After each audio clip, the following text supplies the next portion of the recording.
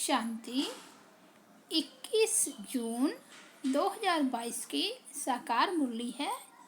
मीठे बच्चे सदा खुशी में रहो तो स्वर्ग की बादशाही का नशा कभी भूल नहीं सकता।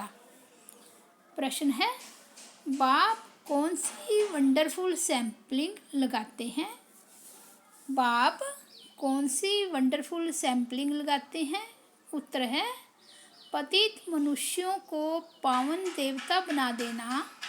यह वंडरफुल सैम्पलिंग बाप ही लगाते हैं। जो धर्म प्राय लोप है उसकी स्थापना कर देना वंडर है। दूसरा प्रश्न है, बाप का चरित्र कौन सा है? उत्तर है, चतुराई से बच्चों को कौड़ी से हीरे जैसा बनाना बाप का चरित्र है। बाकी कृष्ण के तो कोई चरित्र नहीं है, वह तो छोटा बच्चा है। गीत बजा है, रात के राही थक मत जाना। ओम शांति। मीठे मीठे बच्चे जानते हैं कि यह गीत कोई यहाँ का बनाया हुआ नहीं है। गीत जब सुनते हो तो समझते हो कि बराबर बाबा हमारा हाथ पकड़कर ले चलते हैं। जैसे छोटे बच्चे होते हैं, समझते हैं कि हाथ न पकड़ने से गिर ना पड़े। अभी वैसे तुम जानते हो घोर अंधियारा है, ठोकरें ही ठोकरें खाते रहते हैं। बुद्धि भी कहती है एक बाबा ही है जो स्वर्ग की सचखंड की स्थापना करने वाला है। ऊंचे ते ऊंचा वह सच्चा बाबा है, उनकी महिमा करनी होती है औरों को निश्चय बुद्धि बनाने के लिए। बाप है ही स्वर्ग स्थापन करने वाला अथवा हेवनली गॉड फादर। वही तुम बच्चों को पढ़ाते हैं। हेवनली गॉड फादर माना हेवन स्थापन करने वाला। बराबर हेवन स्थापन करते हैं। फिर हेवन का मालिक है श्री कृष्ण। वह हो गया हेवन रचने वाला और वह हो गया हेवन का प्रिंस। रचता तो एक बाबा ही है, हेवनली प्रिंस बनना है। सिर्फ एक तो नहीं होगा, 8 डायनेस्टी गिनी जाती है। यह भी निश्चय है बाबा से वर्षा ले रहे हैं। बाबा हेवन का रचयिता है। हम उस बाबा से कल्प कल्प वर्षा लेते हैं, 84 जन्म पूरे करते हैं। आधा कल्प है सुख, आधा कल्प है दुख, आधा कल्प है राम राज्य, आधा कल्प है रावण राज्य। अब हम फिर से श्रीमत पर चलकर स्वर्ग के मालिक बन रहे हैं। यह भूलने की बात नहीं। अंदर में बड़ी खुशी होनी चाहिए। आत्मा को अंदर खुशी होती है। आत्मा का दुख व सुख शक्ल पर आता है। देवताओं की शक्ल कितनी हर्षित मुख है। जानते हैं वह स्वर्ग के मालिक थे। समझाने के लिए बाबा बोर्ड आदि बनवा रहे हैं। हेवनली गॉड फादर की महिमा ही अलग है और हेवनली प्रिंस की महिमा अलग है। वह रचयिता, वह रचना। तुम बच्चों को समझाने के लिए बाबा युक्ति से लिखते रहते हैं तो मनुष्यों को अच्छी रीति समझ में आए। जिनको परमपिता परमात्मा कहते हैं वही पतित पावन है। वह बेहद का रचयिता है। रचेंगे भी जरूर स्वर्ग। सतयुग त्रेता को मनुष्य स्वर्ग कहते हैं। स्वर्ग और नरक आधा आधा हो जाता है। सृष्टि भी बराबर आधा आधा है, नई और पुरानी। उस जड़ झाड़ की आयु कोई फिक्स नहीं होती है। इस झाड़ की आयु बिल्कुल फिक्स है। इस मनुष्य सृष्टि झाड़ की आयु पूरी एक्यूरेट है। ऐसे और कोई की होती नहीं।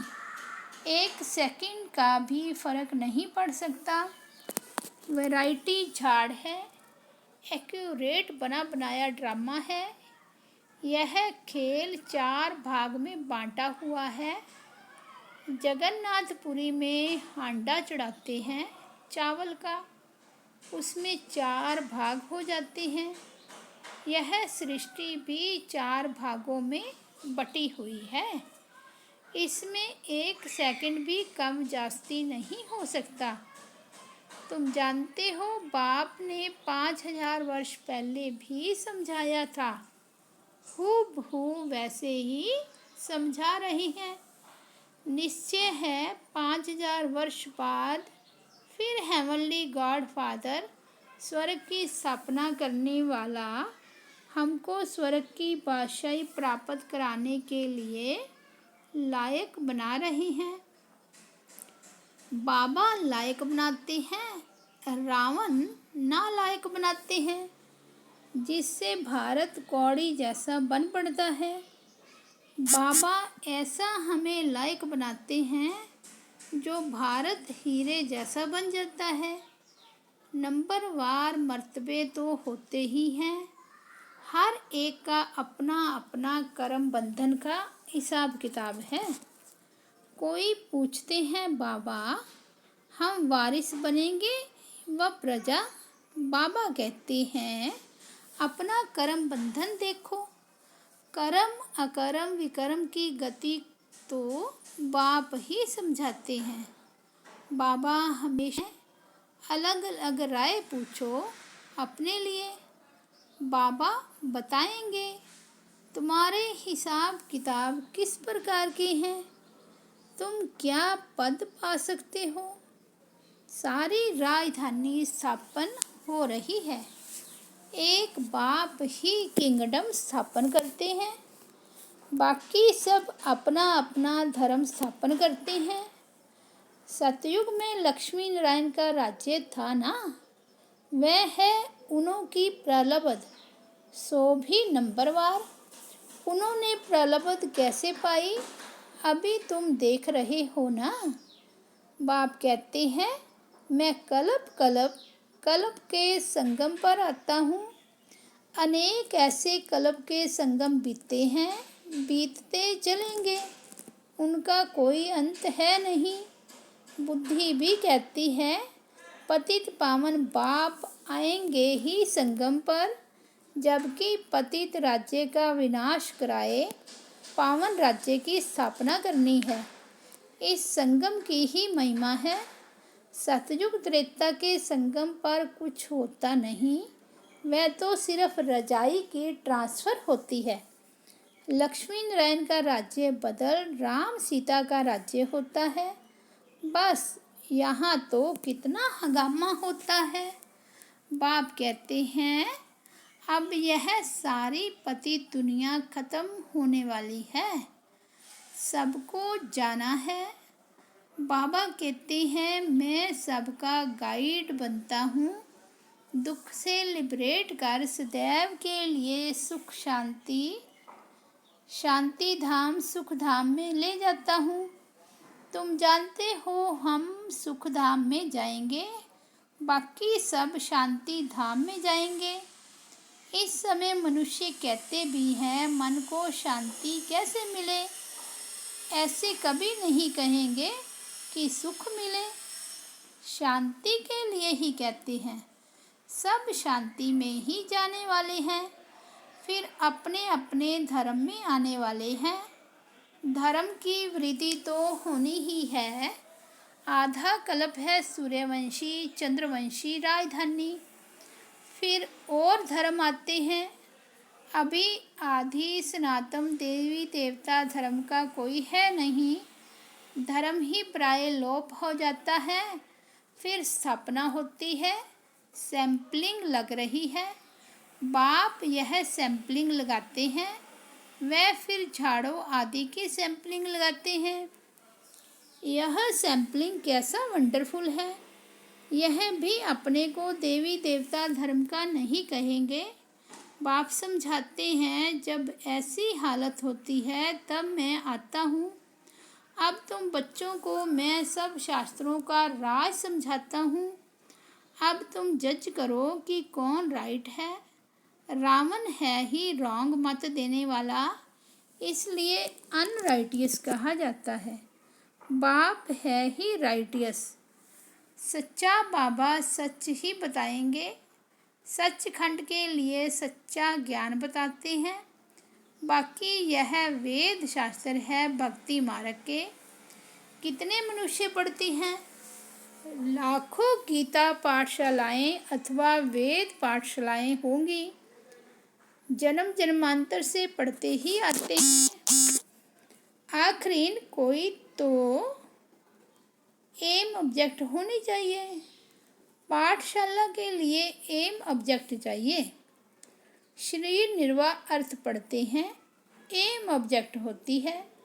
जो कुछ पढ़ते हैं शास्त्र सुनाते हैं तो शरीर निर्वाह चलता है। बाकी ऐसे नहीं मुक्ति जीवन मुक्ति को पा लेते हैं, वह भगवान को पा लेते नहीं। मनुष्य भक्ति करते हैं भगवान को पाने के लिए। भक्ति मार्ग में साक्षात्कार भी होते हैं तो समझते हैं बस भगवान को पा लिया, इसमें ही खुश हो जाते हैं। भगवान को तो जानते ही नहीं, समझते हैं हनुमान गणेश सब में भगवान है।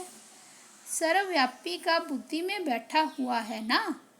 बाबा ने समझाया है जो जिस भावना से जिसकी भक्ति करते हैं वह भावना पूरी करने के लिए मैं साक्षात्कार करा देता हूँ। वह समझते हैं बस हमें भगवान ही मिल गया, खुश हो जाते हैं। भगत माला है ही अलग और ज्ञान माला अलग है। इनको रुद्र माला कहा जाता है और वह है भगत माला। जिन्होंने जास्ती ज्ञान पाया उन्हों की माला है और वह जास्ती भक्ति करने वालों की माला है। भक्ति के ही संस्कार ले जाते हैं तो फिर भक्ति में चले जाते हैं। वह संस्कार एक जन्म साथ चलते हैं, ऐसे नहीं कि दूसरे जन्म में भी होंगे। नहीं, तुम्हारे तो यह संस्कार अविनाशी बन जाते हैं। इस समय जो संस्कार जाएंगे फिर संस्कार अनुसार जाकर राजा रानी बनते हैं। फिर धीरे धीरे कला कमती होती जाती है। अभी तुम बीच में हो, बुद्धि वहाँ लटकी हुई है। बैठे भल हम यहाँ हैं परंतु बुद्धि योग वहाँ है। आत्मा को ज्ञान है कि अभी हम जा रहे हैं, बाबा को ही याद करते हैं। हमारी आत्मा पार हो रही है, इस शरीर को इस किनारे ही छोड़ देंगे। इस किनारे है पुराना शरीर और उस किनारे है हसीन सुंदर शरीर। यह हुसैन का रथ है। हुसैन जिसको अकाल मूर्त कहते हैं, उनका यह तख्त है। आत्मा तो अकाल है। आत्मा को गोल्डन सिल्वर में आना है। स्टेजेस है ना। बाबा तो है ऊंचते ऊंच, वह स्टेजेस में नहीं आता, आत्माएं स्टेजेस में आती हैं। गोल्डन एज वालों को फिर सिल्वर में आना पड़े। अभी तुमको आयरन एज से गोल्डन एज में ले जाते हैं, अपना परिचय देते रहते हैं। उनको कहते भी हैं हेवनली गॉड फादर। उनका अलौकिक दिव्य जन्म है। खुद बतलाते हैं मैं कैसे प्रवेश करता हूँ। इसको जन्म नहीं कहेंगे। जब समय पूरा होता है तब भगवान को संकल्प उठता है जाकर रचना रचे। ड्रामा में उनका पार्ट है ना। परमपिता परमात्मा भी ड्रामा के अधीन है। मेरा पार्ट ही है भक्ति का फल देना। परम पिता परमात्मा को सुख देने वाला ही कहा जाता है। अच्छा कर्तव्य करते हैं तो अल्पकाल के लिए उसका रिटर्न मिलता है। तुम सबसे अच्छा कर्तव्य करते हो, सबको बाप का परिचय देते हो। अब देखो, राखी का त्योहार आता है तो इस पर भी समझाना पड़े। राखी है ही पतित को पावन बनने की प्रतिज्ञा के लिए, अपवित्र को पवित्र बनाने का रक्षाबंधन। तुमको पहले पहले परिचय देना है पतित पावन बाप का। जब तक वह न आए तब तक मनुष्य पावन बन नहीं सकते। बाप ही आकर पवित्र बनने की प्रतिज्ञा कराते हैं। जरूर कब हुआ है जो रस्म रिवाज चली आई है।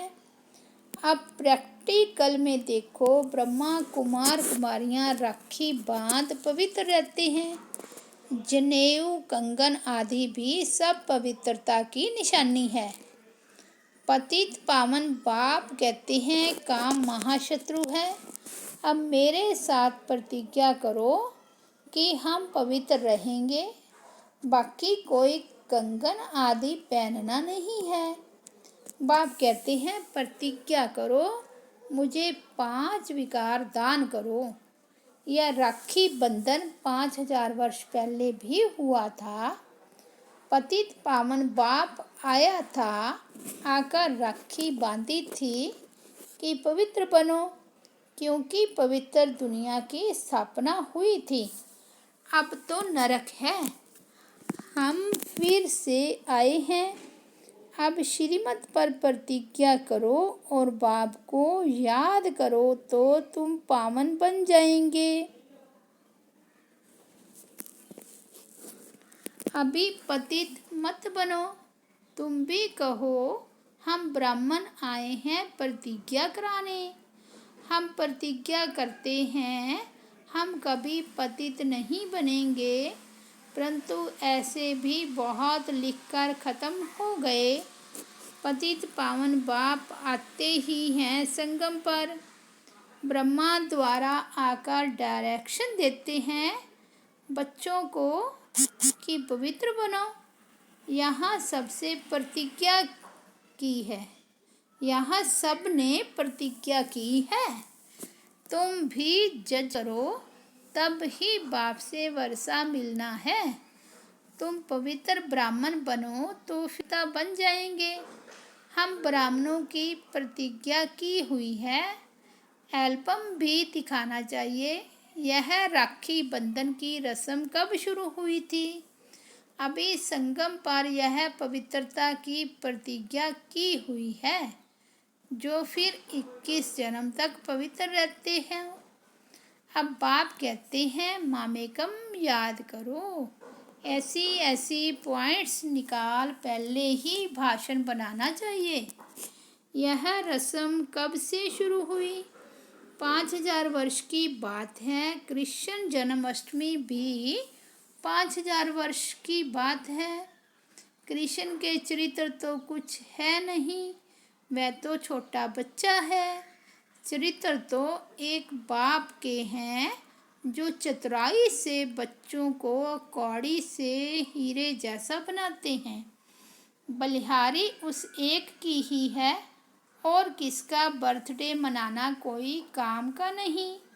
बर्थडे मनाना चाहिए एक परम पिता परमात्मा का, बस। मनुष्य तो कुछ भी नहीं जानते।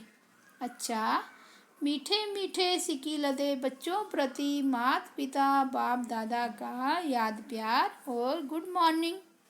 रूहानी बाप की रूहानी बच्चों को नमस्ते। हम रूहानी बच्चों की रूहानी बाप दादा को याद प्यार गुड मॉर्निंग और नमस्ते। धारणा के लिए मुख्य सार। फर्स्ट है, वारिस बनने के लिए अपने सब हिसाब किताब कर्म बंधन चुकतू करने हैं। बाप की जो राय मिलती है उस पर ही चलना है। दूसरा है, सबको बाप का सत्य परिचय दे, पति से पावन बनाने का श्रेष्ठ कर्तव्य करना है। पवित्रता की राखी बांध, पवित्र दुनिया के मालिक बने का वर्षा लेना है।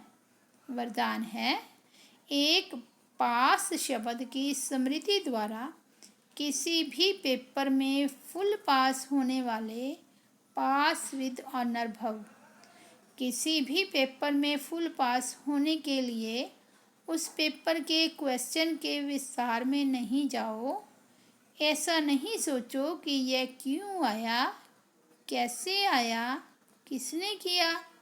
इसकी बजाय पास होने का सोचकर पेपर को पेपर समझकर पास कर लो।